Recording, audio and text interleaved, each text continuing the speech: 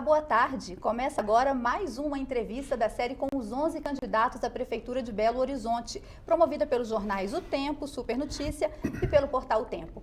Hoje com a gente aqui o candidato João Leite, que é deputado estadual pelo PSDB. Boa tarde, candidato. Boa tarde, Aline. Boa tarde, Murilo.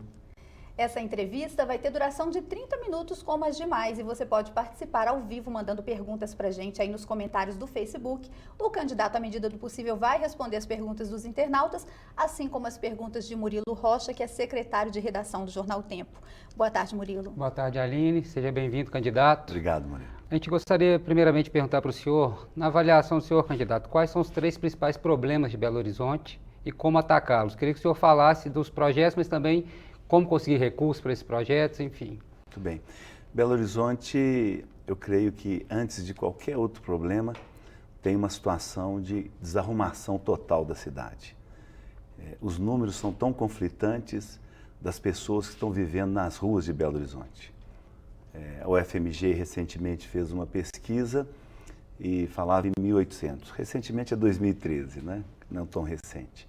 Depois uma organização não governamental falou em 3.500 e agora o Ministério do Desenvolvimento Social fala em 5.280 pessoas vivendo nas ruas de Belo Horizonte.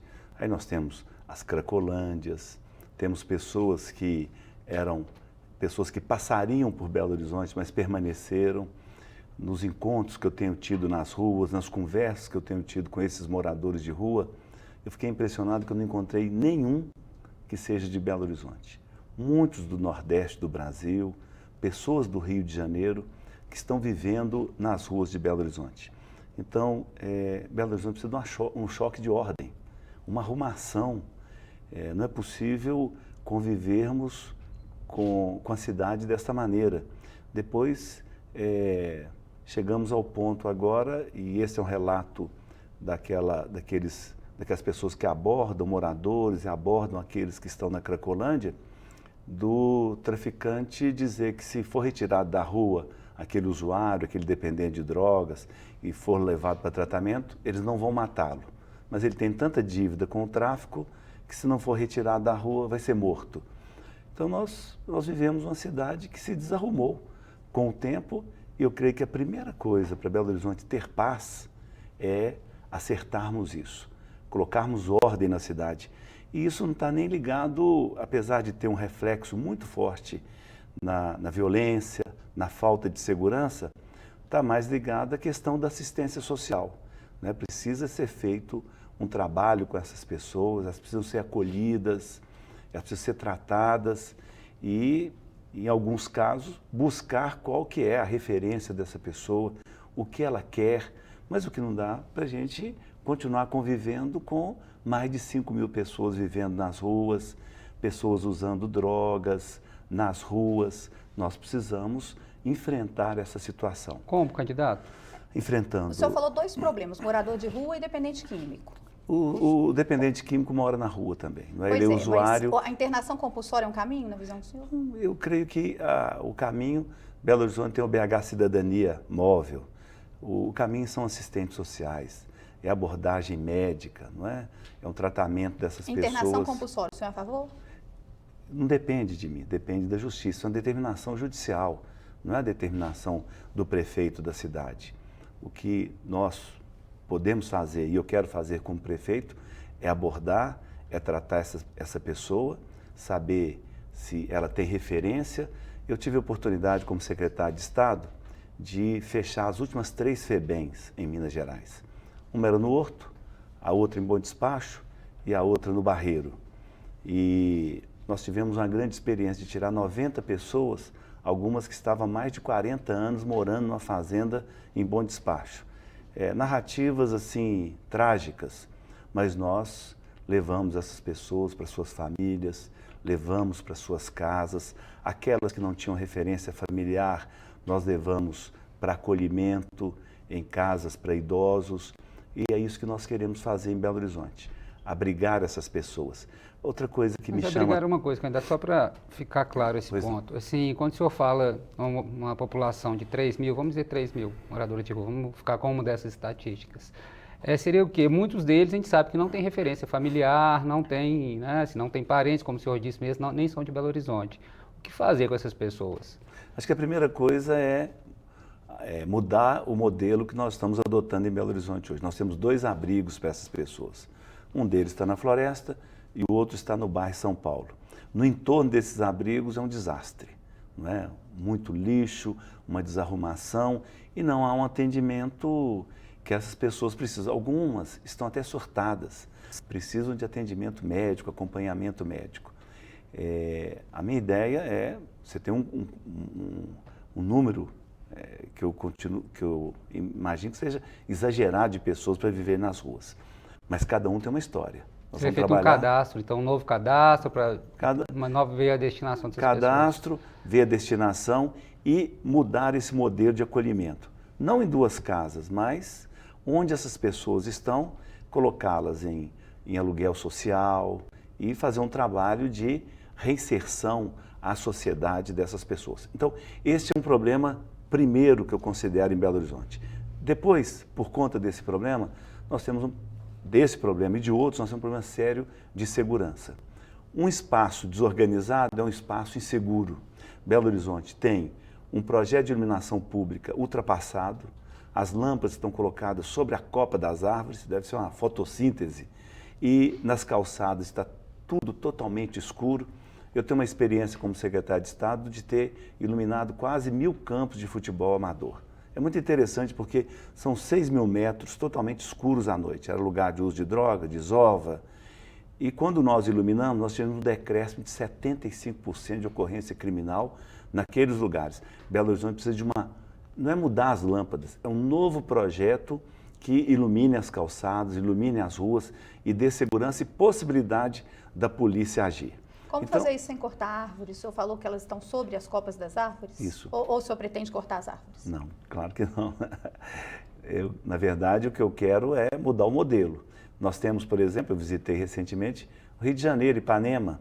Em Ipanema são braços, essa lâmpada que está desse lado da rua ilumina a calçada do outro lado e esse aqui.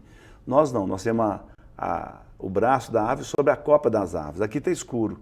Ipanema, além desses braços, tem uma iluminação abaixo da copa das árvores, que é colocada em postes, o que traz uma segurança muito grande para quem está transitando e também, inclusive, evita quedas na calçada, porque a calçada está bem iluminada. Candidato, isso é uma proposta que implica em custo, né? O senhor tem um cálculo de quanto custaria para, inclusive por causa de rede subterrânea, essas que o senhor está citando não são fiação aérea, elas são subterrâneas. Isso tudo implica um custo. O senhor tem esse valor aí, sabe? Um dos lucros que Belo Horizonte tem hoje é com a taxa de iluminação pública. E está feita uma PPP hoje em Belo Horizonte para iluminação pública, já que não é a CEMIG mais a responsável, as prefeituras ficaram responsáveis agora por iluminação pública.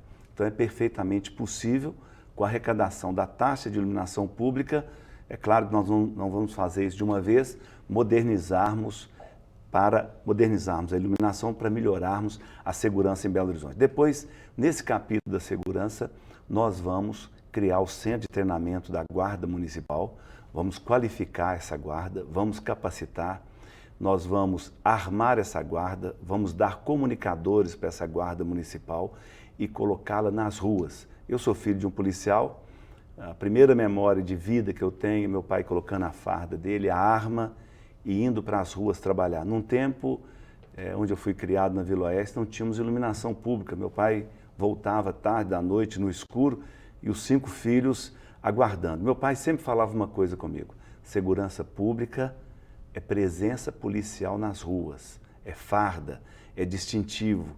Isso é que dá um sentimento de segurança para a população e inibe a ocorrência criminal. Nós vamos colocar as fardas azuis da Guarda Municipal nas ruas. A outra coisa que nós vamos fazer é criar um gabinete integrado de segurança pública. A Guarda Municipal terá assento, a Polícia Militar, a Polícia Civil, o Ministério Público, o Tribunal de Justiça, a Polícia Federal, a Polícia Rodoviária Federal. Nós vamos integrar esses trabalhos e essas corporações e vamos enfrentar a criminalidade. Candidato, sobre esse tema que eu vejo que é bem caro ao senhor, que é a questão de segurança pública, o senhor tem insistido nele nos seus programas e aqui na entrevista também o senhor tem priorizado. Primeiro sobre esse centro, esse quartel-general, vamos dizer, da Guarda Municipal. Onde seria esse local e qual seria o custo dessa obra? Nós queremos que seja num terreno da prefeitura, o que diminui o custo da construção dele. O total do centro de treinamento, com a construção do prédio... Seriam mais homens, né? O senhor dá a entender também que a guarda aumentaria o tamanho. A princípio não é? Nós estamos falando em capacitar e qualificar e ter um lugar de treinamento e capacitação e qualificação desses guardas. Nós vamos construir no terreno da prefeitura. A obra, mais a compra dos comunicadores, a compra das armas, o estande de tiros fica em 8 milhões. Nós estamos falando em 0,07% do orçamento da Prefeitura de Belo Horizonte. Essa é uma prioridade, dar segurança para as pessoas. A segunda questão importante para a gente em Belo Horizonte é da saúde. Só antes do senhor pular para a saúde, mas uma outra coisa que me deu dúvida aqui em relação à segurança. Quando o senhor fala dessa integração das diversas forças policiais com diferentes competências, né? Estado, União e município. O senhor é do PSDB, que inclusive em 2003, com a AES, propôs a unificação das polícias militar e civil. Passados 13 anos, a gente vê que não deu certo. Por que o senhor acha que isso vai dar certo hoje, essa unificação, inclusive de mais órgãos de segurança? Deu muito certo, Murilo. A integração... candidato, eu como Murilo, repórter de rua e tudo, assim, não é a realidade Murilo, que a gente... A realidade, Murilo... Inclusive, os próprios policiais falam Murilo, que não deu certo. Os números demonstram a queda de homicídio por arma de fogo, uma queda violenta em Minas Gerais. Eu acompanhei como presidente da Comissão de Segurança Pública, eu fui às 18 regiões integradas de segurança pública. Deu muito certo. O que não dá certo hoje é que em 2014 nós tínhamos um investimento de manutenção da Polícia Militar de mais de 400 milhões por ano e da Polícia Civil de 84 milhões, e 2015 caiu para 100 milhões a manutenção da Polícia Militar e caiu para 4 milhões a manutenção da Polícia Civil. Eu, como vice-presidente da Comissão de Segurança Pública da Assembleia hoje, eu visito os quartéis, 50% da frota está pendurada, falta o cabo de embreagem e a viatura não sai para as ruas. Quer um outro exemplo dos bombeiros? Nós temos 33 viaturas de resgate do bombeiro na região metropolitana de Belo Horizonte. Sabe por que o resgate é importante? O SAMU é importante, mas o resgate do bombeiro é que desencarcera uma vítima presa a ferragens. Das 33 viaturas, só 3 funcionam. Eu peço a um amigo meu, dono de uma oficina, para consertar as viaturas dos bombeiros, porque não tem dinheiro, o dinheiro não está sendo levado. Então, nós não podemos pegar a segurança de hoje e medir ela com esse tempo da integração, porque a integração, eu tenho relatórios, sim, mas, eu por exemplo, acompanhei o número de cada região. Crime contra patrimônio, elevadíssimo, disparado. Você tem elevado neste momento. Ora, claro, 50% da frota da Polícia Ostensiva, que é a Polícia Militar, está nos quartéis. Eu queria até fazer uma provocação, o Jornal Tempo, dê uma passada no 5º Batalhão de Infantaria, que fica na frente do Expo Minas, e dá uma olhada na quantidade de viaturas. Sim, é um cemitério de viaturas. A gente vem retratando essa situação há muito tempo. É algo assim, dramático. Então, essa questão desse gabinete integrado, ele é muito importante. Hoje, tem vários policiais militares na Prefeitura de Belo Horizonte, atendem lá o gabinete do prefeito. Eu vou colocá-los no centro integrado. Eu quero conversar com a Polícia Federal. Onde que entram as drogas em Belo Horizonte? Das rodovias federais, eu quero conversar com a Polícia Federal. Onde é que entra aqueles que vão fazer tráfico humano? Nós estamos com pessoas desaparecidas, entram pelo aeroporto de Confins. Eu quero acompanhar tudo isso. Eu seria um protagonista na segurança pública. Mas vamos à saúde. Nós temos, lamentavelmente, e isso não é só Belo Horizonte, nós temos no nosso estado e talvez no Brasil uma cultura. Eu não esqueço disso, um encontro que eu tive com o Pelé, certa vez, e o Pelé era o ministro do esporte do governo Fernando Henrique Cardoso, e ele nos contava de uma reunião de ministros do governo Fernando Henrique Cardoso, o ministro da Saúde, Adib Jatene, estava sentado do lado do Pelé.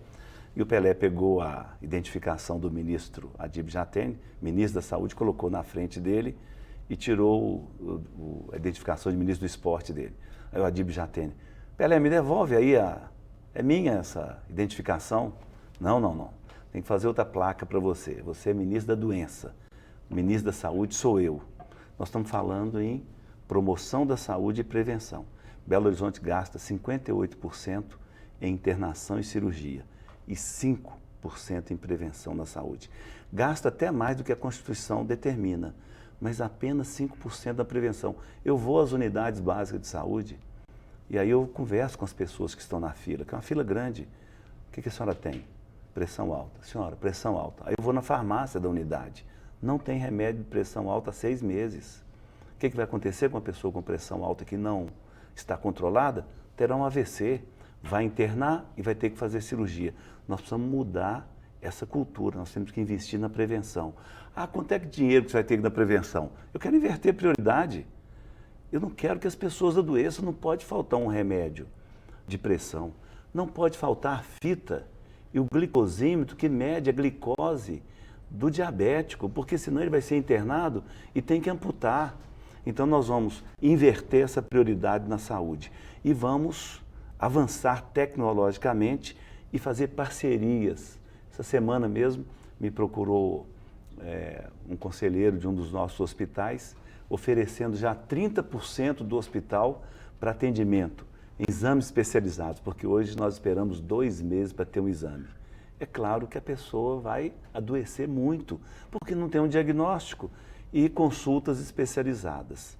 Depois, uma coisa importante que ele falou assim, eu sei que a prefeitura tem que atender muitas determinações judiciais. Nós atendemos para a prefeitura, então nós queremos criar também uma parceria com os hospitais, né, privados e com os planos complementares de saúde. Nós vamos buscar esse entendimento com eles. Vamos agora para a educação. Antes da educação, nós temos o Diogo. Ah, pois não. O Diogo está querendo saber o seguinte: você vai manter o programa de enfrentamento de epidemia de AIDS em BH? Claro, vamos manter. Isso é algo importantíssimo, né? Essa é uma parte da população que merece toda a nossa atenção, né? E nós teremos essa atenção e será mantido. Só ainda na saúde, o senhor deu a entender que vai buscar parcerias no setor privado. Já tem alguma coisa, assim, o senhor tem algum tipo de modelo que o senhor pode detalhar mais? Como funcionaria? Esse modelo, na verdade, já existe, né, Murilo? Os hospitais, eles já podem ser contratados pela prefeitura para fazer isso, né? O que os hospitais, e um hospital especificamente, um grande hospital de Belo Horizonte, já acenou para mim, é que eles querem fazer pelo SUS, querem oferecer 30% e atender. Eu creio que esse é um novo momento, não é? Esse é um novo momento do entendimento dos hospitais, dos empresários, da importância de cada vez mais eles participarem da vida da cidade. Nesse capítulo da saúde, especialmente, eu quero na prevenção universalizar o programa de saúde da família. Por quê? Nós vamos estar trabalhando na prevenção. A questão da prevenção é muito uma questão da cultura da população, assim, é difícil mudar isso, né? Assim, igual o senhor falou, assim, a pessoa vai lá com pressão alta e tal. Como é que o senhor pretende mudar isso? Porque é uma questão cultural, na verdade. Sabe que as mulheres, elas se cuidam muito? Minha mãe teve 5 filhos e ela ficou com a pressão alta a partir do meu irmão caçula. Aos 38 anos de idade, minha mãe ficou hipertensa. Ela está com 84. Ela está com 84 e vai viver muito mais ainda. Sabe por quê? Porque ela toma o remédio de pressão dela direitinho. Só que hoje, na unidade básica de saúde, não tem remédio para pressão. Ele custa muito barato, né? Genérico, então, é muito baratinho e, lamentavelmente, hoje não tem para pessoa que tem pressão alta. Outro dia, conversando com a enfermeira na unidade básica, chegou uma mulher com a glicose alta, mas ela não pôde medir, e a mulher chorava e dizia para ela, eu vou morrer. Então, nós precisamos mudar isso, inverter a prioridade. A prioridade tem que ser promoção à saúde. Esses medicamentos não são daquela farmácia popular, que são os medicamentos gratuitos para pressão e Esses diabetes? Medicamentos, por determinação, tem que vir do governo federal. O governo federal está atrasando aí há 6 meses. O senhor acha que com esse seu partido apoiou, foi um dos pilares do impeachment da ex-presidente Dilma Rousseff, apoia o atual governo? O senhor acha que agora tem alguma chance de mudar esse cenário? O meu partido teve candidato à presidência, o senador Aécio Neves, e candidato a vice, que foi o senador Aloysio Nunes Ferreira. Que apoiaram o impeachment de Dilma Rousseff e apoiam hoje, são base de sustentação de Michel Temer. Eu votei em Aécio Neves e votei em Aloysio Nunes Ferreira. Eu não votei em Michel Temer e nem o meu partido votou em Michel Temer para a presidência da República. O nosso partido, o PSDB, e o nosso grupo político, entende nesse momento que já tem uma decisão, né? Uma decisão feita pelo Congresso e nós queremos que o nosso país avance. E o senhor tem expectativa de que esse avanço chegue a Belo Horizonte? Vai Esses chegar em Belo medicamentos Horizonte. podem chegar? Porque tem 6 meses que eles não chegam, né? Uhum. E já tem quanto Minas tempo Gerais, está lá? Desde Minas março, Gerais, né? Minas Gerais está em 15º lugar em repasse da saúde. Perdemos para Tocantins. Foram 13 anos lamentáveis do PT que isolou Minas Gerais. Diferente do nosso grupo político. Aécio Neves, governador do estado, eu era secretário de estado, mesmo com o prefeito do PT, foi feita a linha verde, foi feito o centro administrativo, Boulevard Arrudas, duplicação do Antônio Carlos, duplicação da Pedro I, construção da Expo Minas. Candidato, eu estou entendendo o seu ponto. Eu só gostaria que o senhor entendesse, porque o eleitor, ele fica assim, poxa, está prometendo, mas, por exemplo, os medicamentos que o senhor falou que está faltando, vem do governo federal. Então, eu quero perguntar para o senhor se o senhor acredita que esse governo agora vai atender as demandas de Belo Horizonte, o senhor prefeito. O senhor vai lá conversar com o presidente da República, vai conversar com a bancada mineira, o senhor vai conseguir trazer esses recursos que em 13 anos de PT não vinham? Agora, com Michel Temer, o senhor acredita que vai ser diferente, que esses recursos vão vir? Independente de Michel Temer, do governo federal, nós estamos falando em um gasto da prefeitura para além do que a Constituição determina. Eu estou falando em inversão de prioridade, eu estou falando em investir na prevenção. Se o governo federal não mandar remédio, a prefeitura de Belo Horizonte tem que comprar o remédio para o hipertenso, tem que comprar a fita, o glicosímetro para o diabético, a bombinha para a criança que está com o peito cheio, o remédio do tireoidismo para a mulher, é isso que eu estou ouvindo nos postos. Candidato, mais uma pergunta relativa ao seu projeto, que o senhor apresentou até agora na sua campanha. O senhor fala na construção também de um centro de convenções. O senhor já falou na construção de um centro para a guarda municipal.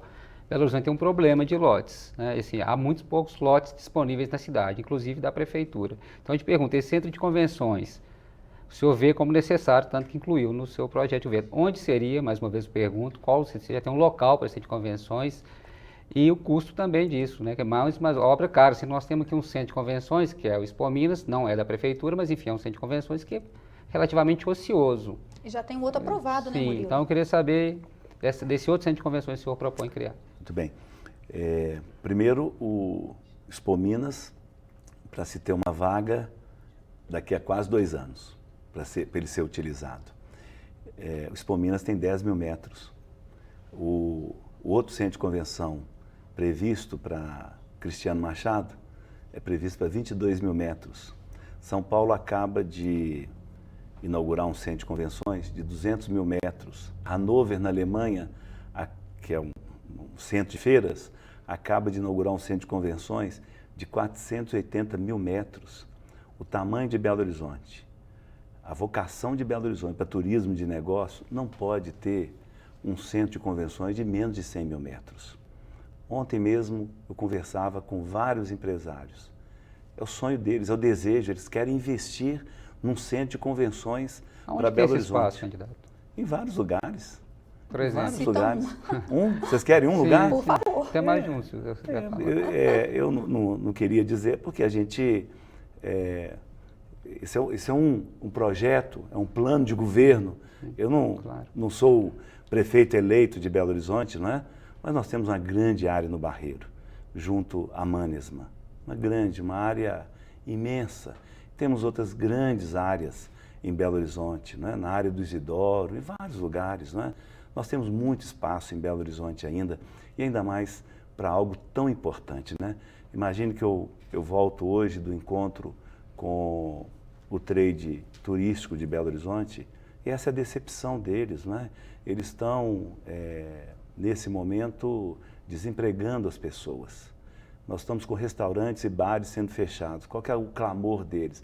Uma cidade com essa vocação não tem um centro de convenções à altura Belo Horizonte está Não é um pensamento, me desculpe, candidato, é assim meio exagerado, assim, porque Belo Horizonte sempre se fala isso, assim, disputas de governo e de prefeitura sempre se fala, é uma capital de negócio, mas assim, vou pegar a Copa do Mundo.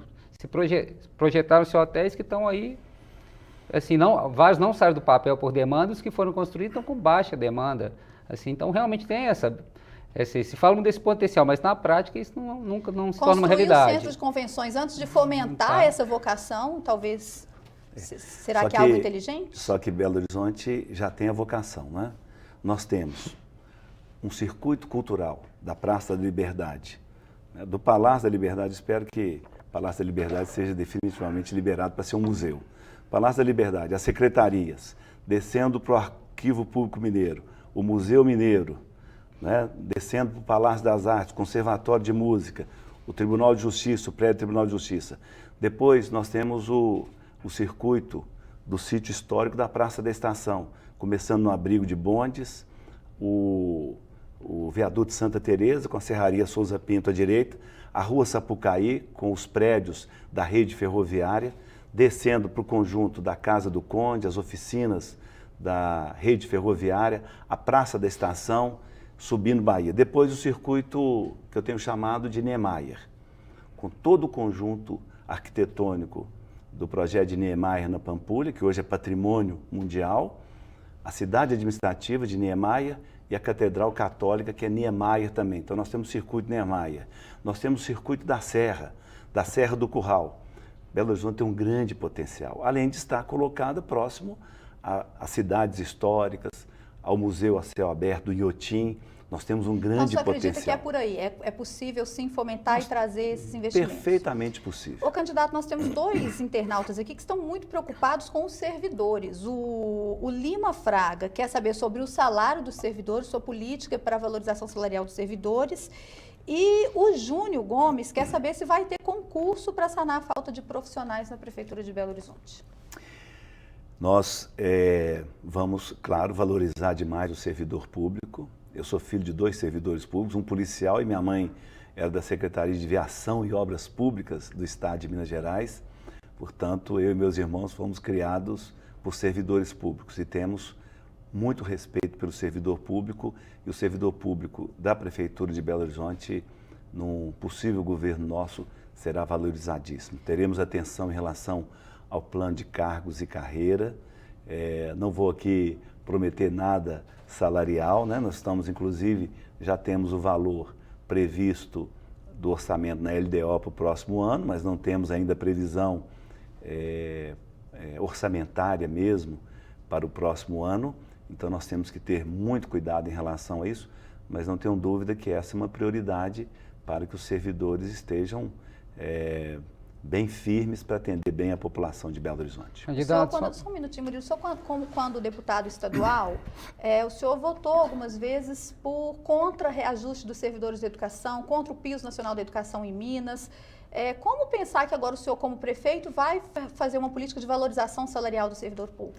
Eu tenho, assim, muito orgulho da minha atuação como parlamentar em relação ao servidor público. Eu sou autor de várias legislações que protegeram o servidor público do Estado. Eu me lembro muito bem, autor da aposentadoria de servidores da educação do Estado de Minas Gerais. Lutei muito em favor daqueles que não tinham, foi negado a eles o direito à aposentadoria. Mas votou contra o piso nacional? Votei a favor. Votei a favor. Eu peço até alguém aqui da minha assessoria para buscar aí o meu voto. Eu guardo a lista de votação. O plano de carreiras atual e o piso nacional, eu votei favoravelmente. De 2013 e 2010. O que prevalece agora é esse plano, eu votei favoravelmente. É sim o meu voto para o plano de carreira do servidor público, né? Apesar de que esse governo que está aí agora, né, 187 mil servidores recebem parceladamente. Diferente dos governos Aécio, Anastasia e Alberto, que até o 5º dia útil do mês o servidor do Estado recebia e eu fazia parte do governo. Fui oposição ao governo do PMDB e do PT, que pagava servidor em 7 chamadas. Esse governo aí do PT quando foi governo junto com o PMDB, pagava servidor público em 7 chamadas. Isso realmente era lamentável. Minha mãe, como servidora pública, recebia na última chamada, dia 29 do mês. Nos nossos governos, não. Até o 5º dia útil do mês, o servidor público recebe. Portanto, o servidor público da Prefeitura de Belo Horizonte pode esperar o João Leite com muito carinho com o servidor público. Candidato, nosso tempo está praticamente estourado. Estourou. 30 segundos, então, para o senhor poder dar uma mensagem final para o seu eleitor. Muito obrigado. Quero agradecer muito essa oportunidade, não é? E vocês me provocaram bem, não é? A Aline especialmente, Revera, né? E Murilo, muito obrigado. E também a vocês que acompanharam. Um grande abraço para todos. E sigo a minha caminhada aí com muito entusiasmo nessa cidade que eu nasci, que amo tanto, Belo Horizonte. Obrigada, candidato. Obrigada, Murilo. Obrigado. Você acompanha amanhã, lê amanhã os melhores trechos dessa entrevista nas edições impressas dos jornais O Tempo e Super Notícia. Amanhã também nós teremos a entrevista ao vivo aqui no estúdio do candidato Sargento Rodrigues do PDT, candidato à Prefeitura de Belo Horizonte. As ordens das entrevistas foram definidas pelos próprios candidatos pelo critério de resposta ao convite da redação. Quem respondeu primeiro teve prioridade na escolha da data. Então, até amanhã.